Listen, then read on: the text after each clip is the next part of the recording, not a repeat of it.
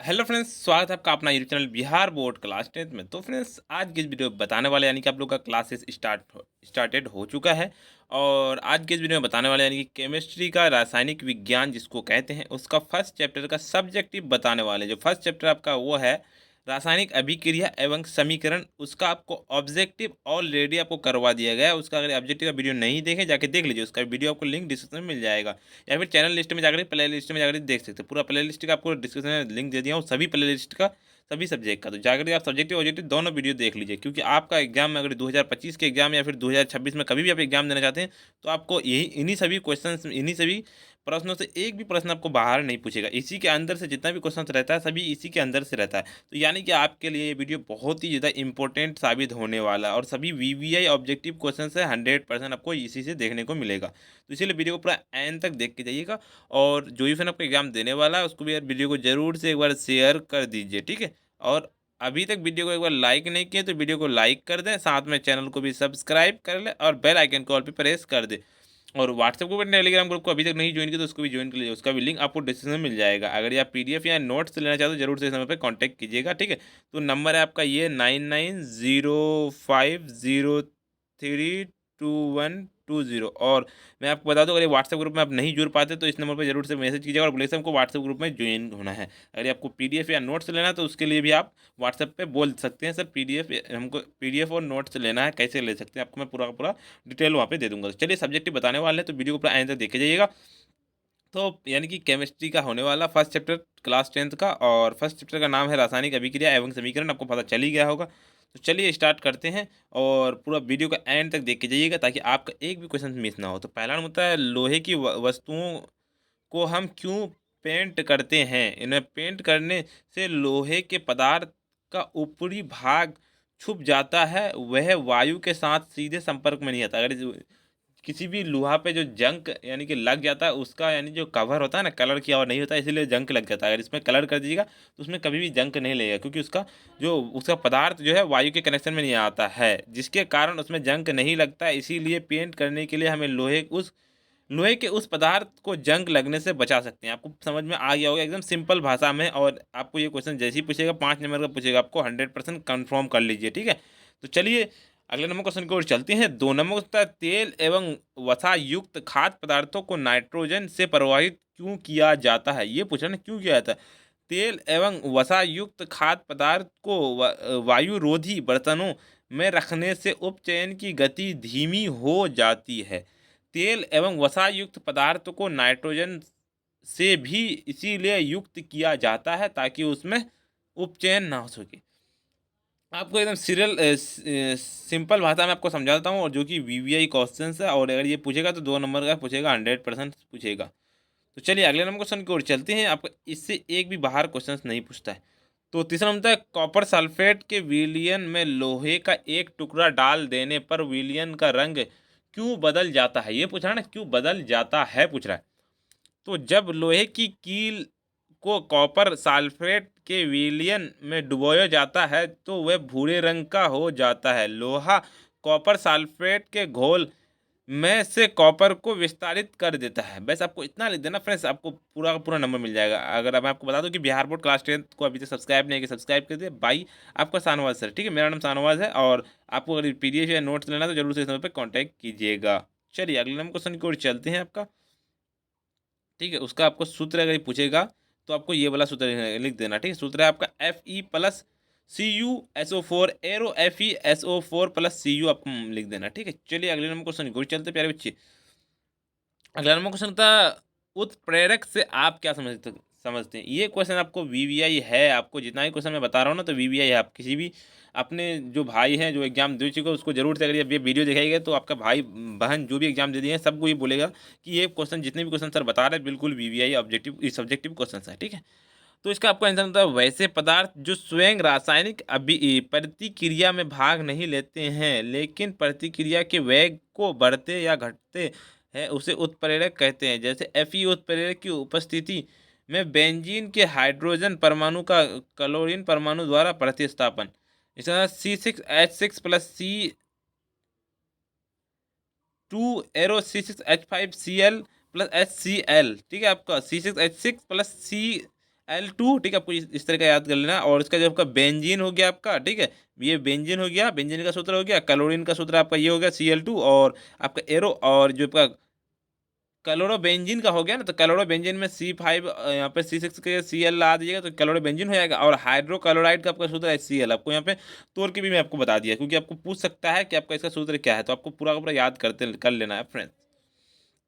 चलिए अगले number question था, वायु में जलने से पहले कहता है मैग्नीशियम रिबन को साफ क्यों किया जाता है, ये पूछ रहा है ना। तो यदि मैग्नीशियम रिबन नाम वायु के संपर्क में रहता तो उस पर सफेद रंग की मैग्नीशियम ऑक्साइड की परत जम जाती। यह परत मैग्नीशियम के जलने में अवरोध पैदा करती है, इसीलिए मैग्नीशियम रिबिन को पहले रैगमार्क से साफ किया जाता है। तो आपको समझ में, सिंपल भाषा में समझ में आ गया होगा। और मैं आपको बता दूं कि अगर ये आप अभी तक इस वीडियो को लाइक नहीं किए प्यारे बच्चे, तो वीडियो को एक बार लाइक कर दें, साथ में चैनल को भी सब्सक्राइब कर लें। और वीडियो को नहीं देखा ऑब्जेक्टिव वीडियो जाके देख लीजिए।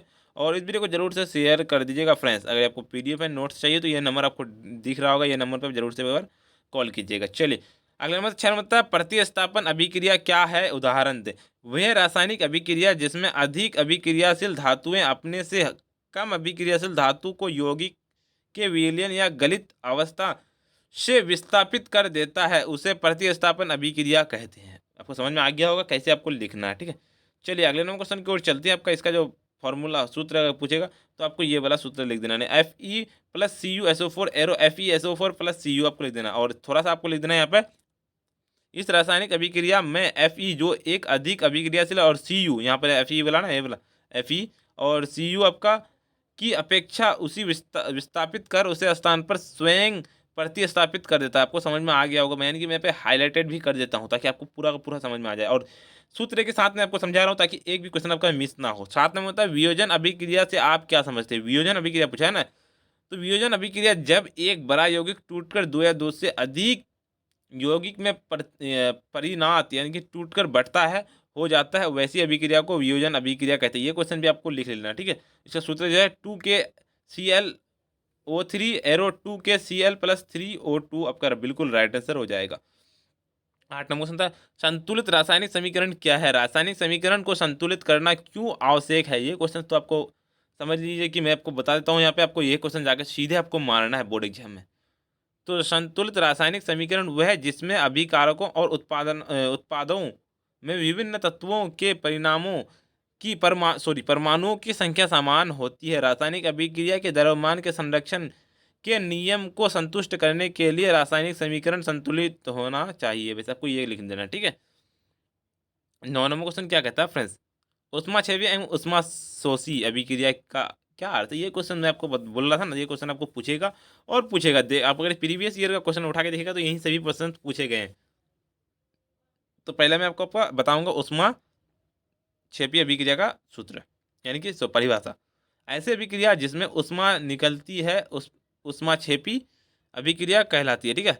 उदाहरण, मीथेन दहन की अभिक्रिया ऊष्माक्षेपी अभिक्रिया। इसका सूत्र जो आपका हो जाएगा वो हो जाएगा CH4G+2OG एरो CaOG+2HOG+ ऊर्जा।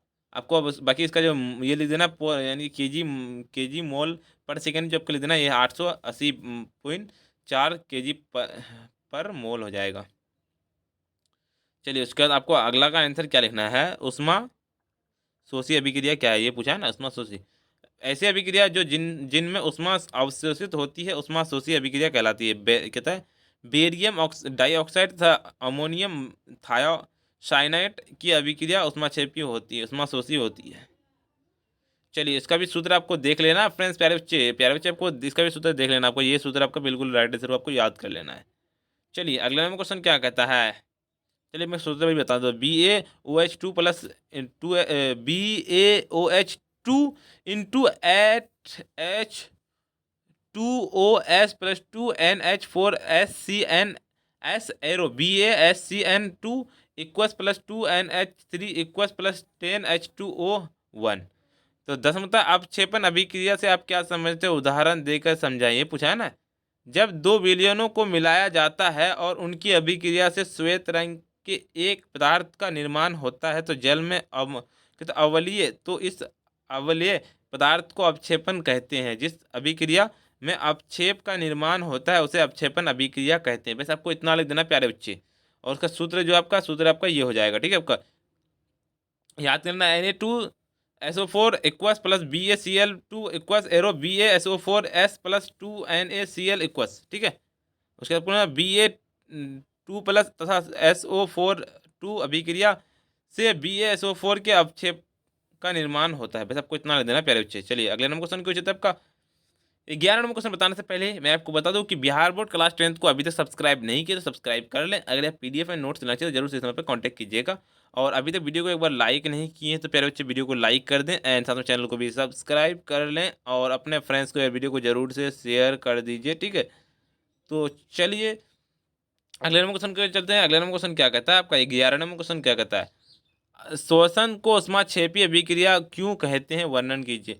हमें जीवित रहने के लिए ऊर्जा चाहिए। यह ऊर्जा हमें भोजन से मिलती है जिससे हम खाते हैं। पाचन के दौरान भोजन सरल पदार्थों में टूट जाता है। उदाहरण के लिए चावल, आलू तथा ब्रेड में कार्बोहाइड्रेट होता है। यह कार्बोहाइड्रेट टूटकर ग्लूकोज बनते हैं। ये ग्लूकोज हमारे शरीर की कोशिकाओं में ऑक्सीजन के संयोग करते हैं और ऊर्जा प्रदान करते हैं। इस अभिक्रिया का विशेष नाम श्वसन है। इसके अंदर C6H12O6 equals plus C6O2 equals arrow 6CO2 AR plus 6H2O plus 1 plus ऊर्जा आपका राइट आंसर हो जाएगा। चलिए प्यारे अगले नंबर क्वेश्चन क्वेश्चन आपका उसे आपको थोड़ा सा और लिख देना है यहाँ पे। ग्लूकोज चूंकि श्वसन अभिक्रिया में ऊष्माक्षेपी निकलती है अतः श्वसन अभिक्रिया ऊष्माक्षेपी अभिक्रिया है। चलिए 12 नंबर क्वेश्चन की ओर चलते प्यारे बच्चे। प्रकाश अपघटन अभिक्रिया से आप क्या समझते हैं। अपघटन अभिक्रिया अपघटन या वियोजन वह अभिक्रिया है जिसमें किसी यौगिक के बड़े अणु को टूटने से दो या दो से अधिक पदार्थों में बनते हैं जिनके गुण मूल यौगिक के गुण से बिल्कुल भिन्न होते हैं, ठीक है। उसके बाद आपको लिख देना है क्या, प्रकाश ऊर्जा द्वारा अपघटन होता है। उसके बाद आपको फिर ये सूत्र भी लिखना है 2AgCl प्लस सूर्य का प्रकाश एरो 2AgS प्लस Cl2g। आपको बस इतना लिख दिया पहले चैप्टर का, एक भी नंबर नहीं छटने वाला। 13 नंबर क्वेश्चन क्या कहता है, वियोजन अभिक्रिया को संयोजन अभिक्रिया में विपरीत क्यों होता है। क्यों होता है उसका उल्टा आपको ये बताना है, ठीक है। तो वह अभिक्रिया जिसमें दो या दो से अधिक पदार्थ संयुक्त होकर केवल एक पदार्थ में बनते हैं संयोजन अभिक्रिया कहलाती है, ठीक है। तो वह अभिक्रिया जिनमें यौगिक दो या दो सरल पदार्थों में टूटकर वियोजन अभिक्रिया कहलाती है। अतः वियोजन अभिक्रिया संयोजन अभिक्रिया के बिल्कुल विपरीत है, उल्टा है बिल्कुल, ठीक है। आपको परिभाषा समझ में आ गया होगा। 14 नंबर रासायनिक अभिक्रिया से आप क्या समझते हैं। जब कोई रासायनिक परिवर्तन होता है तो हम कहते हैं कि रासायनिक अभिक्रिया हुई है। जैसे भोजन पकाना, अंगूर का किण्वन तथा सांस लेना आदि, ये सभी क्रियाएं रासायनिक अभिक्रियाएं के कारण संपन्न होती है। बस प्यारे बच्चे आपको याद करते चलना है। 15 नंबर क्वेश्चन क्या कहता है प्यारे बच्चे। 15 नंबर क्वेश्चन था संतुलन और असंतुलित संतुलित और असंतुलित समीकरण में क्या अंतर हो बताइए। रासायनिक समीकरण के तीर के दोनों ओर उपस्थित तत्वों को परमाणुओं की संख्या समान होनी चाहिए। ऐसे समीकरणों को संतुलित समीकरण कहते हैं। ऐसे समीकरण जिसमें अभिकारक और प्रतिफल तीर के चिन्ह के साथ साथ दर्शाए गए हैं किंतु तीर चिन्ह के दोनों ओर उपस्थित परमाणुओं की संख्या समान नहीं हो उसे असंतुलित समीकरण कहते हैं। बस आपको इतना लग देना प्यारे बच्चे। अगर आपको PDF एंड नोट्स या लेना है या फिर आपको बैच ज्वाइन करना है तो जरूर से आपको इस नंबर पे कांटेक्ट करना है, ठीक है। नंबर आपको दिया हुआ है, ठीक है। चलिए प्यारे अगले नंबर क्वेश्चन को चलते हैं। आपका 16 नंबर क्वेश्चन क्या कहता है, क्या श्वसन एक ऊष्माक्षेपी अभिक्रिया है, इसे स्पष्ट करें। सभी वस्तुओं को जीवित रहने के लिए ऊर्जा की आवश्यकता होती है। वह ऊर्जा हमें भोजन से प्राप्त होती है। पाचन क्रिया के समय खाद्य पदार्थ छोटे छोटे टुकड़ों में टूट जाते हैं जैसे चावल, आलू, ब्रेड कार्बोहाइड्रेट होता है। इस कार्बोहाइड्रेट के टूटने से ग्लूकोज प्राप्त होता है। ग्लूकोज हमारे शरीर की कोशिकाओं को उपस्थित ऑक्सीजन से मिलकर हमें ऊर्जा प्रदान करता है। इस अभिक्रिया को विशेष नाम श्वसन है। अतः श्वसन भी एक ऊष्माक्षेपी अभिक्रिया है। बस आपको इतना देना है। चलिए 17 नंबर संक्षारण से आप क्या समझते हैं। क्या आप दैनिक जीवन में इनके प्रभावों को देख सकते हैं।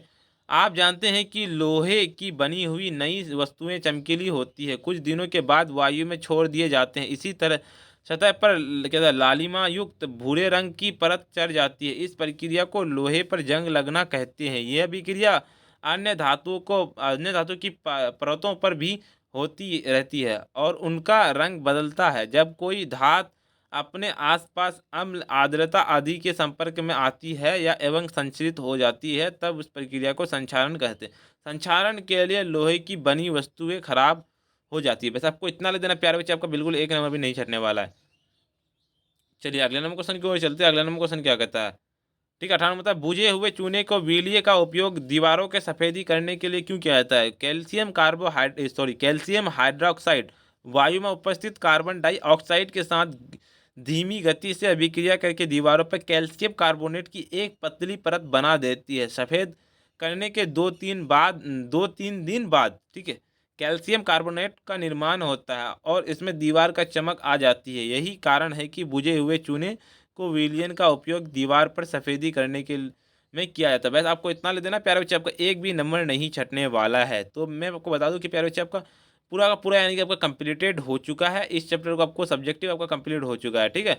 तो अभी तक अगर वीडियो को एक बार लाइक नहीं किए हैं तो वीडियो को लाइक कर दें एंड साथ में चैनल को भी सब्सक्राइब कर दें प्यारे बच्चे, ठीक है। चलिए थोड़ा सा छोटा करते ताकि आपको पूरा का पूरा समझा सकूँ, ठीक है।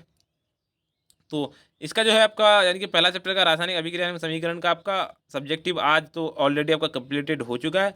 ऑब्जेक्टिव आपका पहले ही, ऑब्जेक्टिव जो आपका है ना, आपका पहले ही कंप्लीटेड हो चुका है। दोनों का वीडियो का आपको लिंक डिस्क्रिप्शन में मिल जाएगा। और अभी तक वीडियो को एक बार लाइक नहीं किए तो आपको वीडियो को जरूर से एक बार लाइक कर दें, साथ में चैनल को सब्सक्राइब भी कर लें, क्योंकि सब्सक्राइब करने से आपको नोटिफिकेशन मिलता रहेगा। और इस वीडियो को जरूर से एक बार शेयर कर दीजिएगा ताकि आपके फ्रेंड्स भी इस वीडियो को देख सके।